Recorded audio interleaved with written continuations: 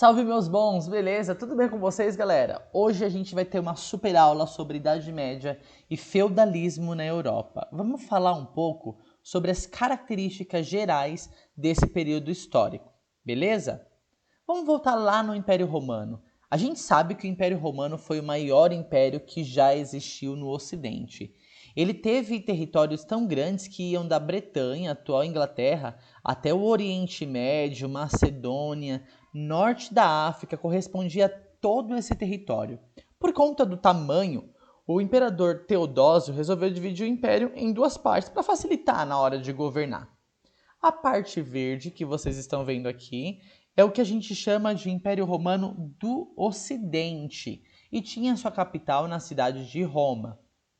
A parte laranja que vocês estão vendo aqui é o que a gente chama de Império Romano do Oriente e tinha sua capital na cidade de Bizâncio, que também era chamada de Constantinopla, tinha sido construída pelo imperador Constantino com a intenção de ser, entre aspas, uma nova Roma. Mas como que esse império grandioso vai deixar de existir? Bom, vários motivos levaram ao fim do Império Romano. Entre esses motivos, a gente tem os elevados gastos com a estrutura administrativa e militar, corrupção política, aumento dos impostos dos cidadãos, esvaziamento das cidades, crise no fornecimento de escravos, contínuas lutas civis entre patrícios e plebeus, difusão do cristianismo e aqui a gente vai dar uma atenção especial para as invasões bárbaras que aconteceram no século IV, um dos principais motivos para o fim do Império Romano. A gente sabe que o Império Romano que deixou de existir aqui no século V foi o Império Romano do Ocidente, tudo bem? Esse laranjinho, esse rosinha que vocês estão vendo aqui, daltônico agora, né? Esse rosinha que vocês estão vendo aqui. O Império Romano do Oriente vai continuar existindo ainda por 1000 anos, ele vai deixar de existir só em 1453. Bom, quem eram os povos bárbaros? Eram os povos germânicos que viviam aqui no norte da Europa e eles eram chamados de bárbaros meio que como a maneira pejorativa que os romanos deram para eles. Era como se eles olhassem e falassem, aqueles caipira ali, sabe? Os da roça, o povo que os pés de barro. Mais ou menos assim. Na verdade, eles eram chamados de bárbaros porque eles não compartilhavam da cultura romana. Eram povos que não falavam o latim e que não adoravam os deuses romanos, não compartilhavam da religião romana. Esses povos vão, ora, entrar dentro do Império Romano de maneira pacífica, tranquila, com acordos, e ora, através de invasões violentas. Eles vão começar a migrar do norte da Europa para dentro do Império Romano e se assentar no que hoje a gente conhece como Europa.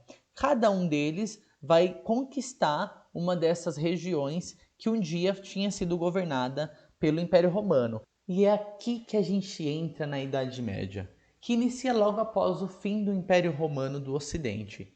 Como são 1000 anos de história, nós dividimos em duas partes. A Alta Idade Média, que vai do século V até o século X depois de Cristo, e a Baixa Idade Média, que vai ali do século X até o século XV depois de Cristo, mais ou menos. A Alta Idade Média, ela é marcada pelo estabelecimento da estrutura social feudal, ou seja, todos aqueles povos germânicos ainda estão organizando a sociedade. Como se dará as relações sociais, como vai ser a produção, qual vai ser o modo de vida daquelas pessoas. O sistema feudal está começando a se estabelecer durante esse período. É marcado também por guerras constantes, que acontecem com muita frequência justamente porque esses povos ainda estão se assentando nesse território que um dia havia pertencido ao Império Romano. E a vida rural, o modo de produção vai ser um modo de produção feudal, e a vida rural é o que marca esse modo de produção feudal. Já a Baixa Idade Média, ela vai ser marcada, por exemplo, pelo florescimento das cidades, das universidades e do comércio. A vida urbana vai voltar a ter bastante importância. As universidades serão criadas nesse período como uma maneira nova de produzir ciência e o comércio que vai ter uma função muito importante durante a Baixa Idade Média. E a crise no sistema feudal. Todo esse sistema que tinha se estabelecido aqui durante a Alta Idade Média vai entrar em crise aqui durante a Baixa Idade Média ali no final do século XIV, início do século XV, tudo bem? E aqui a gente tem algumas iluminuras medievais que mostram para a gente um pouco de como funcionava a organização dessa sociedade. Duas iluminuras que mostram feudos, né, a vida feudal marcada pela vida rural, pelo trabalho no campo, e uma que mostra para a gente uma cidade medieval, uma cidade que já é mais movimentada, que tem a presença do comércio, que tem bastante gente convivendo em um mesmo ambiente. O que é então o feudalismo? Vamos definir aqui. O feudalismo é um sistema político, econômico, social que predominou na Europa durante toda a Idade Média. Então, na maior parte, não em toda a Europa, sempre tem as suas exceções, esse sistema político, esse sistema econômico, ele vai se estabelecer naquele território e vai dar ritmo para a vida das pessoas. Como que era o sistema de produção? Como as pessoas produziam? Era um sistema feudal, ou seja, toda a economia girava em torno do feudo. Toda a economia acontecia em função da vida no feudo. Por isso mesmo a mão de obra era uma mão de obra servil, de servos.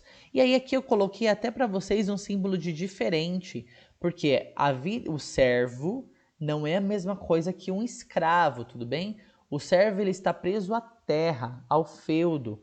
O escravo ele está preso ao senhor, ele pertence a uma pessoa. Então tem uma diferença fundamental entre o servo e entre o escravo. Isso significa que não existiam escravos durante a Idade Média na Europa? Não, não é isso. Mas quer dizer que a maior parte da mão de obra no sistema feudal era uma mão de obra servil, ok? O meio de produção era agrário, acontecia no feudo. Aquelas imagens que eu mostrei para vocês, que vocês viram das pessoas trabalhando na terra, no campo. A economia era uma economia amonetária e autossuficiente. Como assim amonetária e autossuficiente? Quer dizer que não era baseada no uso de dinheiro para o comércio, na maioria das vezes era em trocas, e autossuficiente porque dentro do feudo as pessoas produziam tudo que era necessário para sobreviver. Comida, roupa, materiais, instrumentos de trabalho, tudo isso era produzido dentro do feudo. Se tivesse necessidade, haviam trocas comerciais entre feudos. E olha aqui uma informação importante, eu coloquei que em alguns casos, beleza? Em alguns casos. Como que se organizava essa sociedade? Quem era acima um do outro? Quem era rico? Quem era pobre? Como que era organizada essa sociedade? Como a sociedade medieval é uma sociedade teocêntrica, e num próximo vídeo a gente vai falar sobre teocentrismo, a organização dessa sociedade, melhor, a explicação da estrutura da sociedade tinha relação com isso também, beleza? Então, aqui a gente tem a explicação dada pelo bispo Aldabéron de Lyon, e ele vai explicar a estrutura da sociedade medieval e vai dar o nome de a Casa de Deus. Segundo ele, na Casa de Deus, no topo nós temos primeiro os oratores, que são aqueles que oram, ou seja, o clero. Depois a gente tem os belatores, que são aqueles que batalham, a nobreza. E por último a gente tem os laboratores, que são aqueles que trabalham, os camponeses, os vilões. Tudo bem? O Aldabéron vai dizer que o que vai fazer a harmonia da sociedade acontecer é justamente que cada um cumpra a sua função dentro dessa sociedade. O clero era responsável pelo contato com Deus, pela vida de oração. Ele era responsável por ligar o povo a Deus, por ensinar as coisas de Deus. Eram os representantes de Deus. A nobreza era responsável pela proteção, porque foram aqueles que conquistaram essas terras dos romanos. E aí eles eram responsáveis por proteger todo o feudo. Por isso que eles são chamados aqueles que batalham, são os grandes cavaleiros medievais. E os laboratores, que eram os camponeses, os vilões, esses estavam aqui, ó, na base dessa pirâmide. Eles eram os responsáveis por trabalhar. Por quê? Para que esses pudessem batalhar e proteger. E para que esses pudessem orar, para que esses pudessem falar com Deus, esses precisavam trabalhar. Tudo bem? Deu para entender um pouco da explicação sobre essa estrutura medieval? E como eram as relações, então, entre essas pessoas? Como que os nobres se relacionavam entre eles, como que os nobres se relacionavam com os camponeses, como que acontecia essas relações. A gente vai terminar a nossa aula, essa nosso último slide, e eu quero que vocês prestem bastante atenção nisso, como funcionavam as relações entre esses agentes da sociedade. Tudo bem? Vamos falar então primeiro sobre as relações entre os nobres. A gente tem de um lado o sucerano. O sucerano era o dono de uma grande propriedade de terra, ou seja, de um feudo muito, muito grande mesmo, e ele podia doar as suas terras. Em geral, ele doava as terras para um vassalo, que também é um nobre. Esse vassalo, ele deveria prometer fidelidade ao sucerano. Eu quero que vocês percebam que essa relação aqui são entre duas pessoas da mesma classe social, ok? As duas pessoas estão no mesmo patamar social. O sucerano, a gente pode dizer aqui, é como se fosse o rei, que chegou, conquistou toda a região da França, vou dar como exemplo aqui a Gália, e aí toda aquela terra pertencia a ele. O que ele vai fazer? Ele vai dividir essa terra e vai doar essa terra, partes dessa terra, para os generais dele, que vão se tornar os vassalos desse rei, que vai ser o sucerano.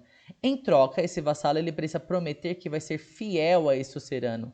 E sempre que necessário, principalmente em caso de guerra, ele vai responder positivamente para ajudar esse sucerano. Mas e como era a relação entre esses nobres, esse sucerano e esse vassalo, que vão ser ambos senhores feudais, com os camponeses, com os laboratores?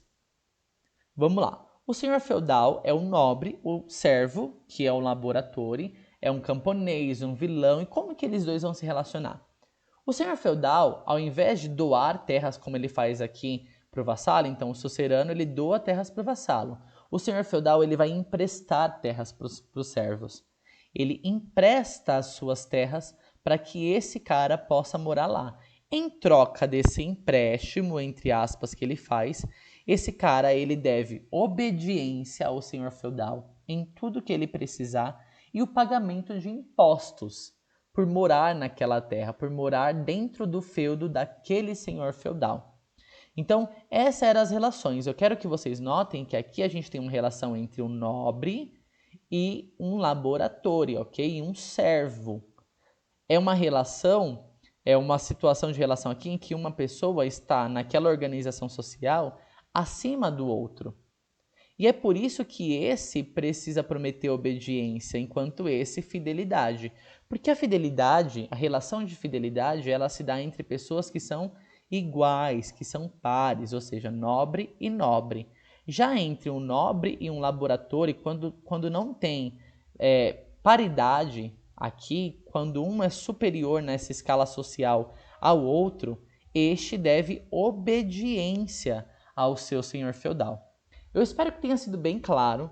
É um resumão sobre tudo que a gente já falou um pouquinho.